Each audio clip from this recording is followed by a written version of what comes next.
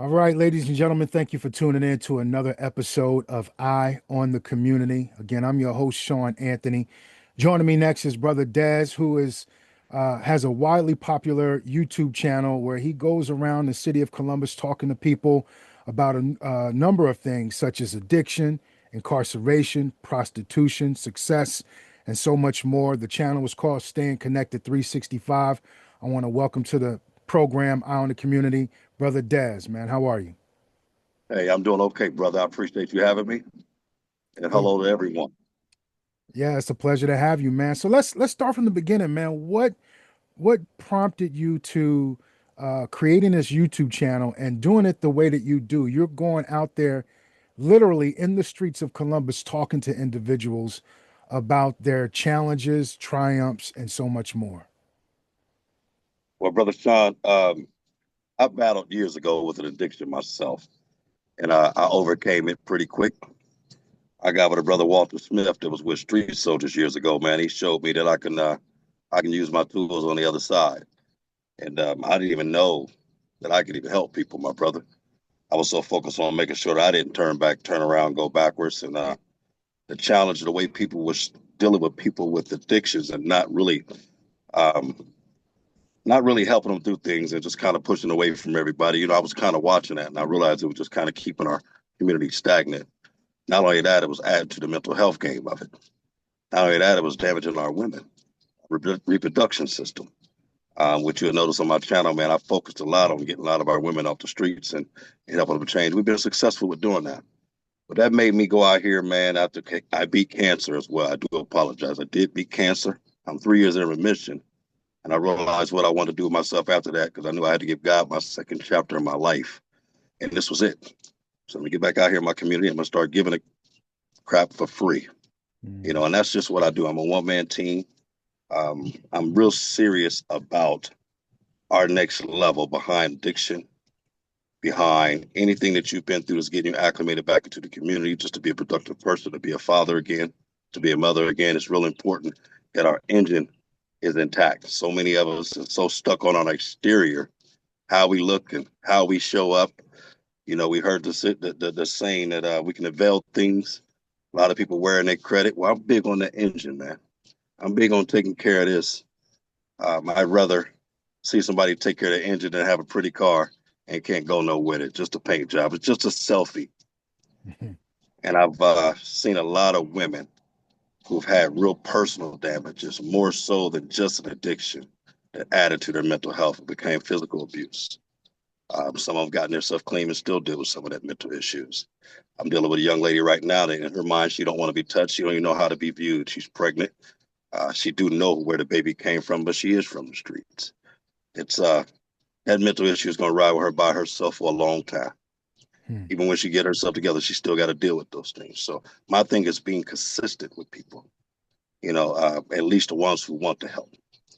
Okay. There's a lot of people in this community that don't want to do the legwork, but I want to show the resources and make sure they know the direction as much as I can. Before we Go ahead. dive deeper in a lot of things that you said, what was the addiction that you were battling, dealing with? I battle with cocaine, marijuana, uh, and drinking. I don't like to use the root word heavy use or mild use. The fact that I used was enough. And the fact that I don't use did a lot of things to me mentally. I move better. I think better. I'm more keen. I'm more on top of my things. I'm more productive. People respect me more. The trust is just there again. Um, I caught myself at an early state where a lot of people weren't able to. I realized that my life was more important. And I love going out here hearing some of these stories on where people started at, a lot of their relapses, and what we can do to get them to the next level. And Because what's see, I never Go go ahead, go ahead, ahead. brother. I'm sorry, go ahead. I never went. I never went to a rehabilitation program. I jumped straight in from my addiction to being a facilitator. Behind someone asked me to come in and help other people, and that became fuel to me. That was my energy to not turn around, helping other people and seeing that my words and my progression turn somebody back around just as well as it do now, man. Whenever I hear somebody hit me and say, man, you make me want to go home. You make me want to go get my pretty back. That's That was my motivation, man, as it still is to this day. It's still my fuel to keep going. Yeah. What inspired you to pick up the camera and start going into the streets and talking to these people? Well, I'm gonna tell you why. I was during COVID, I talked about doing it, and I started watching other guys, just like everybody else was all over the internet. And I was watching these guys out in these different communities in different cities talking to people, but they were more so exploiting them. Mm. Turn around, shake, twerk. Let me see. Look at the bad stuff. People, because the internet loved to crash. I didn't start this channel for definitely no money because I don't show the crash on my channel. I'll make sure the paraphernalia is put away. I'll make sure the dates have walked away. I'll make sure everything is clear so they can feel respected as a person again. Because sometimes that's all they need is that one moment to feel like a person again. So I don't exploit it. But I was watching these guys doing this across the city, and I know they were exploiting them. I even found some guys that were trying to do it in the city, but they was cheating. They on the west side giving the people dope just to talk. Oh You ain't wow. doing anything. Yeah, so you're not doing anything. So I took it upon myself, man, to get link up with a few people at the Urban League, also a few people at Impact, and build some resources. Now that I get these resources in the community, I got all the resources for mental health, all the resources for wherever you want to go eat, get you some clothes. If you need to take care of you and your child, you're going through something. HIV. I said, I'm gonna get out here and get these resources and plus get a bunch of Narcan and fentanyl strips and get out here and pass it out. Outside of that, I start serving the community out of my pocket. You know, I said, if I do that and start picking that camera up, and I'll start, being an example of what it looks like to give us for real instead of just talking about it, to really give a crap. Mm. And I picked that camera, man. I went and bought that camera and I started riding the Coda bus, man. Believe it or not, Really? I start riding Coda bus. I got about 8 friends that drive, and we talk all the time. And they talk about some of the mess that they were seeing on the bus. And it wasn't that I didn't believe it. I knew I had to get out in the trenches to see for myself. And to get these people to even want to talk to me, I had to be in the trenches. So I rode these buses day in and day out, man. Just shooting content, talking to people. $5 here, $20 here, $10. I take care of people as needed and as the circumstances. Um, and after that, I just say, you know what, it's time to get out in my community a little bit more. Yeah. And it really was one of the best things I did, man. The channel's going slow, and I'm okay with that. But helping people is going fast. And that's what's growing because I done helped probably 13 people and I've only been doing my channel 6 months. And I got 13 people sober, emancipated back into the community, trying to just be a productive citizen again. So those numbers work for me. That's good, man. I mean, you're being modest. I mean, I don't know what scale you're going on, but you've got over 1,000 subscribers. Some of your videos got over 10,000, 40,000 views. Yeah. uh, in the YouTube world, people that would deem that as a success, some sort of success. But you're not talking about those numbers. You're talking about real life numbers and helping people in the Oh, community, absolutely, and man. that's what's important. I want to ask you some twofold question. Going back to you said you have some Coda bus drivers that you know, Yeah. and a lot of times I think a lot of people don't realize what people in public transportation see, when Oh, it man. comes to the community. It can be a lot and probably daunting for somebody doing it day in and day out, dealing with so many people with different levels of mental health issues or concerns. But the first question I want to ask you is, what are some of the most shocking stories you've heard from Coda bus drivers? And then the second part, what are some of the most daunting conversations that you've had in the course of your 6 months doing interviews on your YouTube channel that stand out to you? Start with the Coda bus drivers. Uh, on the Coda bus, it is funny that you asked me that because I just had an interview with one of my drivers just recently, and he was telling me about where a guy had got jumped on, one of the drivers, and it was only because he missed a stop. Of course, he was intoxicated, and the driver knew he'd been drinking because you could see it on the camera. They were watching. They just try to diffuse things by saying, well, maybe this guy might get off soon. I ain't got to pick with him, whatever, whatnot. But he didn't let him off when he wanted to get off. And of course, it took off. And I beat the guy up pretty bad, man. Beat him up pretty bad, took him off work. And that just happened a week ago. It's a lot of stuff that's being seen on that bus. I've been on that bus. I've seen people load crack pipes on the bus. I've seen people rolling blunts on the bus. I've seen people uh, uh, um, doing sexual acts. I mean, you'd be surprised of some of the things that these guys see. And then they got the spot where the Coda guys sit out at, where I go serve food at for the Coda drivers as well as some of the homeless people. And they talk, and we all congregate. And I hear some of the stories about what they're dealing with. And a lot of them take these issues home. And what we forget about is the mental part of these things. These are the people that carry us in our public transportation. These are the people that can snap anytime. That's a mental health issue right there that they're dealing with. And so I hear that and I see that a lot. Now, the guys that I have been able to speak to and say, man, thank you for the free therapy, my brother, because it helped them going back to work on Monday, because they're going to deal with the same thing. It takes all kind to make a world, and it been out there in the transit system. It definitely shows that, man. So it's abundant of stories. I've talked to I'm, people on I'm, the bus that did not want the help this past winter, try to take somebody off with their bags after they got put out of shelter and put them in a hotel room. They was too angry to even take my help. mm. There's it just takes all kind, and you got to be patient with some people. What's been the story that you've had that afterwards it stayed on your mind, the past like the 2 or 3 days after the fact? Well, this was a little heavy because it's still staying on my heart to this day. And I just did this interview about a week and a half ago. It was with a young lady. We've been talking for probably about a month online. She finally opened that door up to talk to me. And yeah, she opened the door up and talked to me. And she has HIV.